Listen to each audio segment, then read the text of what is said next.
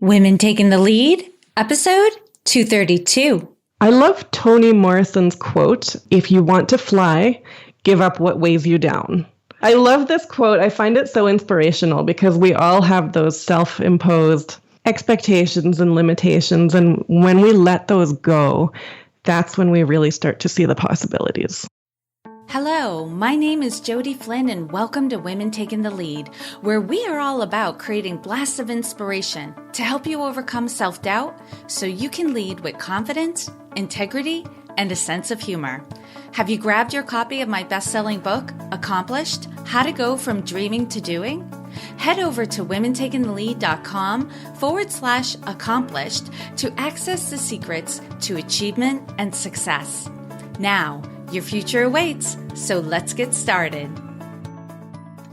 Hello, everyone, and thank you for joining us today. I'm here with Christina Vinters, who is a Chartered Divorce Mediator. She left her position as a big firm divorce attorney last year to transition from the traditional adversarial process into the healthier and more efficient arena of consensual dispute resolution. Her company, Modern Separations, provides e-mediation to clients across most of Canada and the United States by Skype and phone.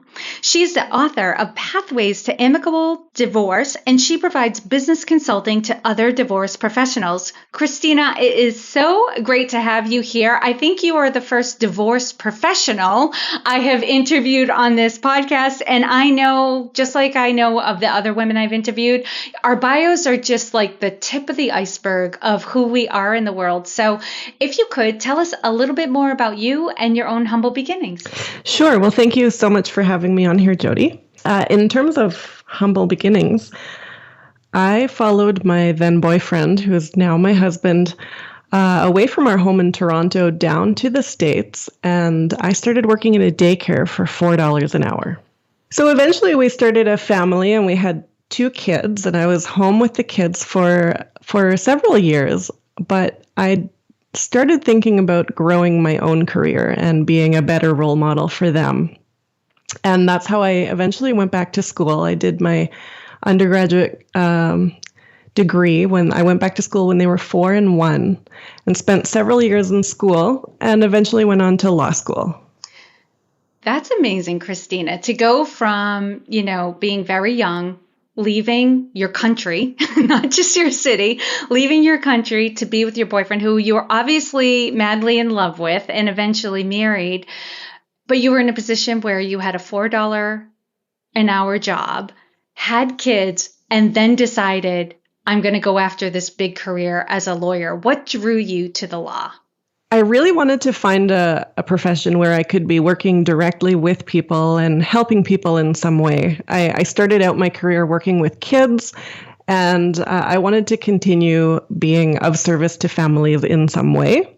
And so that's how I eventually ended up in family law. Mm-hmm. And now you are specifically focused on divorce. And it sounds like before, you transitioned to being a mediator, when you were, working for a law firm, you were focused on divorce. What brought you to that arena?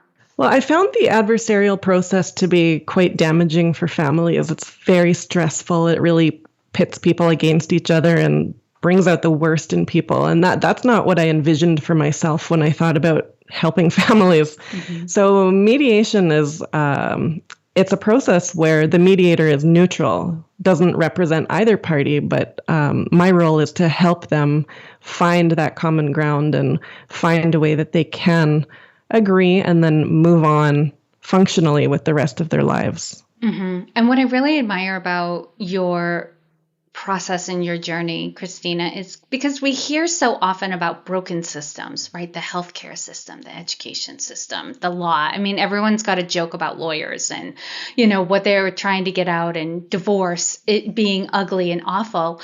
But you were on the inside, recognized what was broken about it, and decided to do something about it. You weren't just complaining about it. You weren't just sitting in the stands looking down going, oh, it's just so awful and broken. You actually did something about it and started your own business to help bringing people to the table to calmly talk through, what needs to happen what decisions need to be made so that the family doesn't get destroyed, in the process of the divorce. Because, I think, and talking with other people who also work in the area of divorce, is what people don't often think about is like, what is this family going to look like 15, 20 years from now when the kids are older and they're going to be graduating from school and getting married? Like, how do we want to handle ourselves now so in the future we're able to all comfortably be in the same room and celebrate together? That's exactly right. Picturing that future time can be really helpful. How do you want to feel when you're at your grandchild's birthday party? Right. Not something most people think about when they're thinking about getting divorced. That's amazing. And Christina, clearly, you've had the confidence to go into law and then break out of law, start your own business. Now you're an entrepreneur. Well, we also haven't, you wrote a book. And what we also didn't mention was you also just launched a podcast. So you are shaking it, you're moving it, you're taking action, and from the outside perspective, like you have a lot of confidence and you're doing things. But one thing, we all know is we're all human and we have our moments where we experience self-doubt or we hold ourselves back. We refer to these as the playing small moments. So would you share with us a story of one of your playing small moments and the lessons you've learned from it? Well, I would say my playing small moment probably lasted several years while I was in the field of adversarial divorce law, because it was over a period of time that it started really dawning on me that this system is not working for families, and I'm not feeling good about participating in this system anymore. However, I was at a really great firm. I was working with well-respected colleagues. I was making an excellent salary. And really, I had everything that I thought I could want and should want. And so I was telling myself that this is just what you need to do. So I really boxed myself in and felt like I didn't have any choices. And this period of limiting beliefs, like I said, lasted several years. But thankfully, eventually I did make the leap a year ago now to starting my own business. And so it took taking a risk, and it really opened my eyes to the fact that if you want things to change, you have to actually make the change. It's not going to just happen. You have to take deliberate steps. Mm-hmm. And Christina, what planted the seeds for you to decide to start your own business? Well, it came to a point that my dissatisfaction with the system was growing to such an extent that I honestly didn't feel I wasn't living in my integrity by continuing to work in that process. So it came to a bit of a crisis point where I had to come up with some other model that I could actually feel good about continuing in. Mm-hmm. And what did the crisis look like for you? Because I know, like I'm imagining it in my head. I know when people are not living in integrity, right? And they stay there for a while, there's usually a lot of symptoms and, a damaging ripple effect that starts. What did it look like for you? Well, I would say that I was probably withdrawing into myself more. I was having a lot of anxiety, just a feeling in the pit of my stomach, a heavy weight on my chest. It was all of those types of feelings. All right, Christina, now share with us another story, this time focusing on a wake-up call or an aha moment in your life. It could have been like instantaneous or something you had a slow awakening, but normally that light bulb moment is the moment when you're ready to take action. So share with us the steps that led up to that moment and then the steps you took that led to your success. Well, it was after this long period of feeling really dissatisfied and anxious that I last year took a 3-week trip to Thailand with my family. It was the trip of a lifetime, and we had been dreaming about going there for years.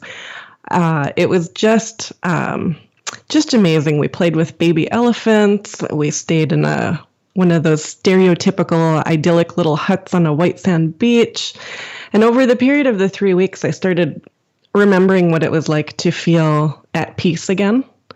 That that feeling when you don't have the cortisol rushing through your body all the time. And I just started feeling like myself again after that period of time. But I didn't realize the difference until on our way home when we were in the VIP lounge in Vancouver on our layover on the way home. For the first time in 3 weeks, I checked my work email and my calendar. And it was this light bulb moment where I had such a feeling of instant dread that I knew in that moment that I couldn't continue doing that work. So in that moment, I turned to my husband. We discussed our timeline. And the day after I got back to work, I gave my 6-week notice and started working on my business plan. I love that. You know, you are not the first person who I've heard say, I went on vacation and everything came into perspective and I was ready for action. And so I'm not scaring people who are listening to this, who know they're like not 100% happy maybe with something that's going on at work or in their business. Just by going on vacation doesn't mean you're going to come home and quit your job, but it could be a lot of things like getting away, unplugging, allowing yourself, like what I heard in your story was you had time to get back to who you really are and remember who you were before all of this started to really impact your mentality and you started becoming anxious and just not yourself. Like you had that moment of clarity and you were ready to take action. And that's why vacations are so important. Time away. I mean, you don't have to leave the country, to have a really good vacation. You can have a vacation in your own backyard, but it really underscores for me the importance of having that time when you don't work for a while and you just enjoy yourself. It recharges you and gives you that clarity to take action when you get back into things. Yes, and it was that time away that then highlighted the difference for me, because when you're just in something all the time, you don't have the outside perspective to see that it can be different. Mm-hmm. Absolutely. And Christina, one thing we always talk about on this podcast is leadership style. I really want everyone who listens to this to understand that there's no one model for leadership. Leadership can look different, a little bit different for everybody. There are foundational skills you need to have, like listening and relationship building, and some managerial skills don't hurt either. But it is our personality styles, it's our experience and the strengths that we bring to the table that blend together and create our unique leadership style. So Christina, how would you describe your leadership style? I would say that I like to enable consideration of possibility. So I like to lead by example by trying to be really cutting edge in my field and bringing knowledge and strategies from other fields into my industry where those things might not be known. And I guess given my experience and how my eyes have opened through the risks that I've taken and the changes that I've made, I like to really encourage creative thinking and open-mindedness. And I would say I also tend to be the calm in the storm. Christina, you said something really interesting that I want to go back to, because I'm a big believer in cross-pollination as well. In fact, I've read many blog articles that talk about how, to be unique, you really need to follow your interests, because your interests will trigger something, an area, a strategy, a tool that you can bring back into your own work in your own industry. So can you give us an example of some strategies from other industries that you've been able to apply in your own? So one example would be the use of a mastermind group. This concept is quite common in the general business community, particularly in the online business community. It's not something that's very common at all in law.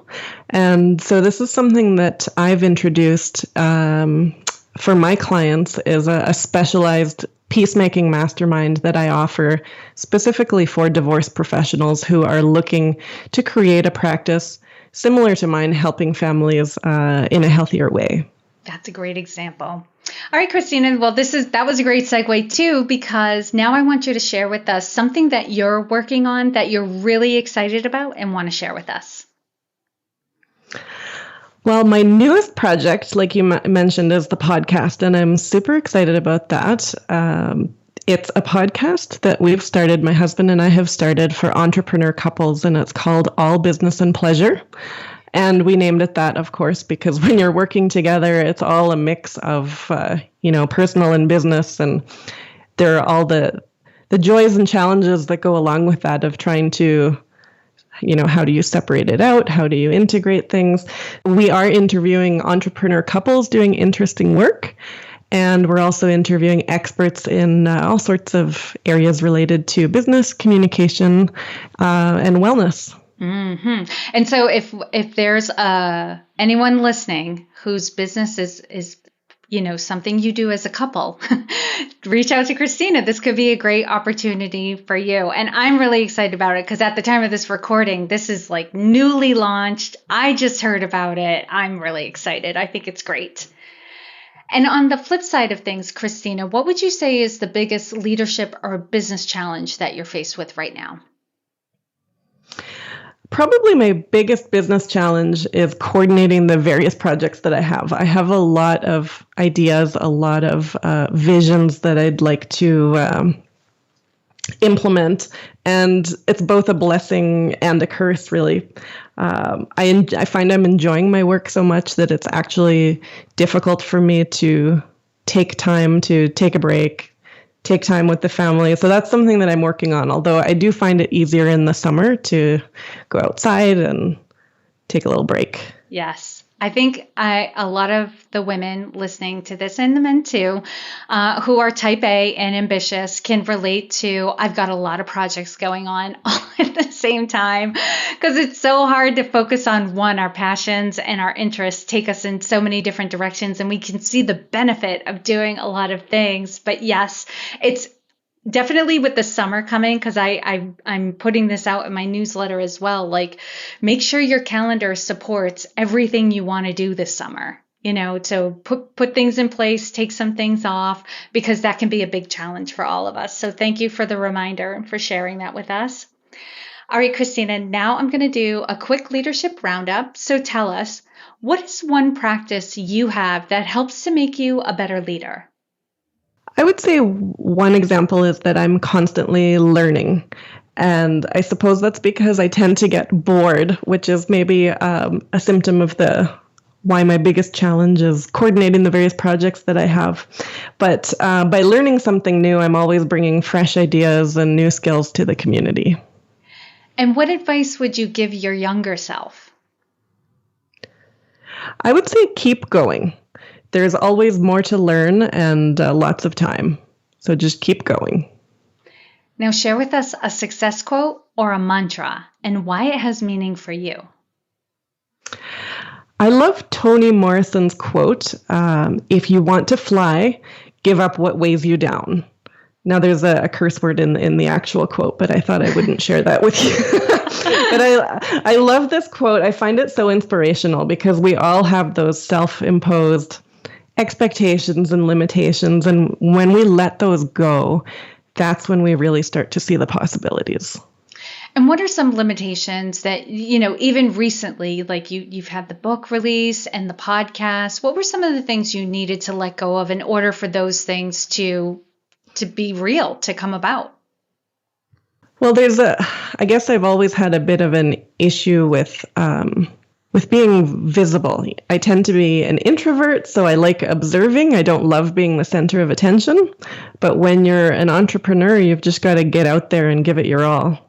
Yeah. So I think, even as an extrovert, sometimes I struggle with that too, because I wouldn't say I'm a super private person, but I'm a somewhat private person. I'm like, how much should I be sharing? And I hear a lot of people asking that when they're first starting their business and they realize they have to be on social media and promote, and they can't just share other people's work. They've got to get their own thoughts and their own life out there, because people, you've probably found this in your communities too. People want to know, like, how do you live?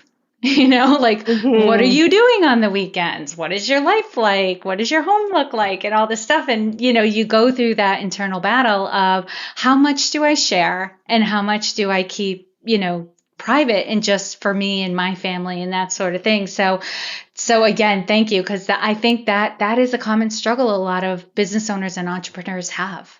Mm-hmm. And lastly, Christina, what is the best way for this community to connect with you? Facebook is definitely the best place. That's where I tend to hang out. If you're a peacemaking divorce professional, I have a group called Modern Separations Entrepreneurs. And then for the entrepreneur couple community, you can check us out on iTunes, the All Business and Pleasure podcast, and the All Business and Pleasure Facebook group. Awesome. And for those of you listening, you can find all the links and resources shared in this episode at womentakingthelead.com. And Christina, thank you so much for taking the time to inspire and enlighten us. We are all better for having met you. Thank you so much for having me on, Jody. Before we say goodbye, I want to give a huge shout out to Millie Welsh at Zebra Lab Web Solutions. She does the hosting for the Women Taking the Lead website, as well as the SEO and payment solutions. So if you need help with any of these things, contact Millie at zebralabwebsolutions.com. Thank you all for joining me on Women Taking the Lead. And to strengthen you on your own leadership journey, I'd like to send you off with a quote from Marianne Williamson, so here goes. Our deepest fear is not that we are inadequate. Our deepest fear is that we are powerful beyond measure. It is our light, not our darkness, that most frightens us. We ask ourselves, who am I to be brilliant, gorgeous, talented, fabulous? Actually, who are you not to be? You are a child of God. Your playing small does not serve the world. There is nothing enlightened about shrinking so that other people won't feel insecure around you. We are all meant to shine as children do. We were born to make manifest the glory of God that is within us. It's not just in some of us, it's in everyone. And as we let our own light shine, we unconsciously give other people permission to do the same. As we are liberated from our own fear, our presence automatically liberates others. Again, thank you for joining me, and here's to your success.